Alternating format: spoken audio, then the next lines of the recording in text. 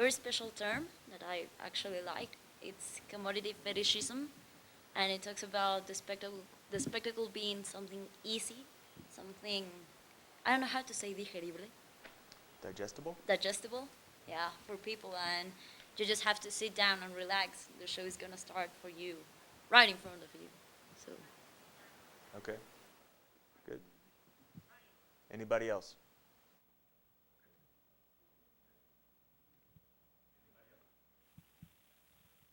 They often talked about this concept of commodities, that relations between people are governed by commodities, and that we have that because of the spectacle, there's this passive interaction between people that lacks authenticity.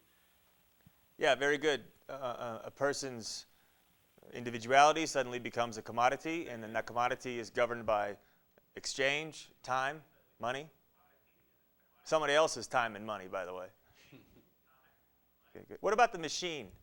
What did the article say about the machine? And our relationship to the machine. Yeah? Well, if the machine tells us how to behave, and we behave thanks to the machine, who benefits? What do you think? The machine. Right? If the owner of the machine. Okay, yeah, the owner. Very good. I mean, and it's a strong Marxist argument, this article. You want to go into that? Yeah. Yeah. We would have to go back, yeah, and use a little bit of Marxist language, to understand how there are vehicles that control society.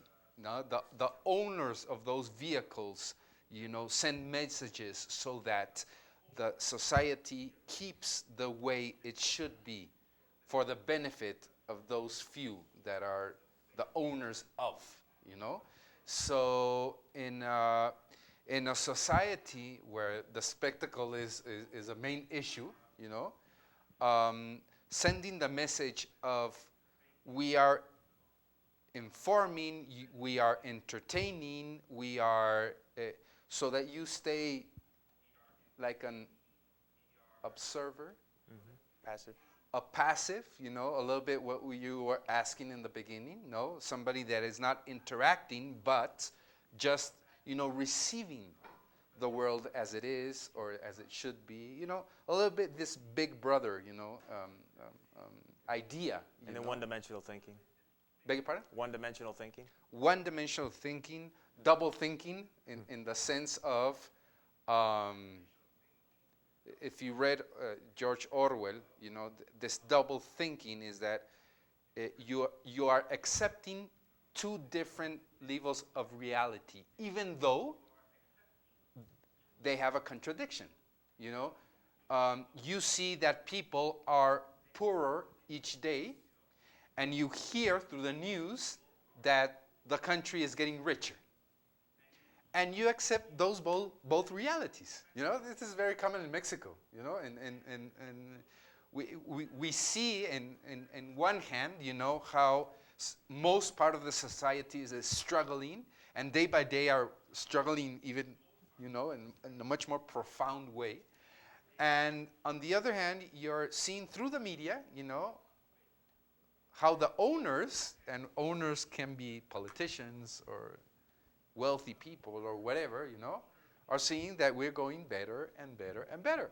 And we accept both as true, it's like, how do we, so we have managed, to think of both realities as depending on where we are and what we think and how we feel, that determines how we approach reality. All right, can we go back to the slide, please? Okay, next slide. I think we've already talked about that enough. Next slide, please. Okay. We've talked to most of the slide already, but look at letter B, where there's a separation between work and leisure. And this is something we've had for a long time. You know, Taylorism, the factory. We go to the office, and then we go home. We go to school, and then we go home. Or we go on vacation.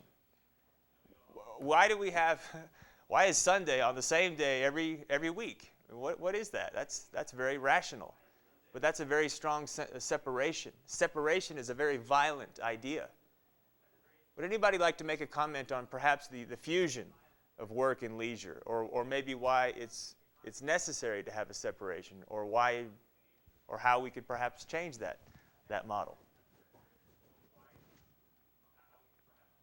There are some things happening in, for instance, I think Google had an experiment about how they would want their offices to look like. It's not an experiment. They have it really? that way. Okay, I'm already dinosaur here. Okay. Okay. Well, I know how I would want my office to be. I won't tell you. All right. Answer these comments on the board. Answer these questions, please. We cannot separate our identity from the world. Now consider the spectacle. You can argue, you can disagree, you can agree and explain. The difficulty of separating our identity from the world, in the world of the spectacle. Richard took the microphone. I don't know if he wants to make a Richard? comment.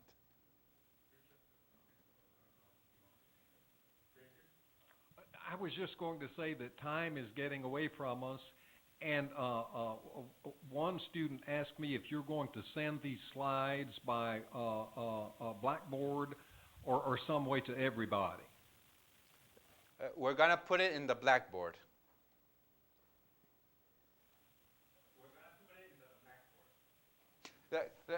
Let me ask, does everybody have checked that they have access to the Blackboard? Has everybody checked that? Does somebody haven't checked it?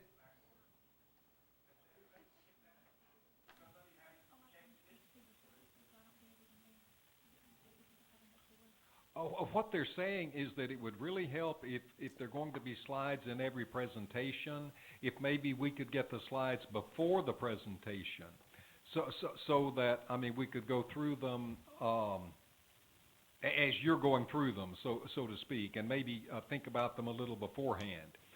There's a lag, Enrique, in the technology. Yeah. Sometimes it's very hard to hear, and well, see, you're breaking up right now. You're not clear in the video. So, well, of course, we'll have to work those things out, but we were just wondering about the slides. Yeah, we'll send those before. Okay, for our next session, we will send it a couple of days before, if you agree. So if you want to print it or have it in your computer or whatever, we're going to have it. But the presentation for today, we'll be putting it up on the Blackboard in a couple of hours. I just wanted to be sure that everybody has already accessed the Blackboard to see that everything is okay. Mago helped me sending an email to each one of you, giving you, the address and your password and everything so that you can get into the course. So if it's okay with you guys, we will just finish.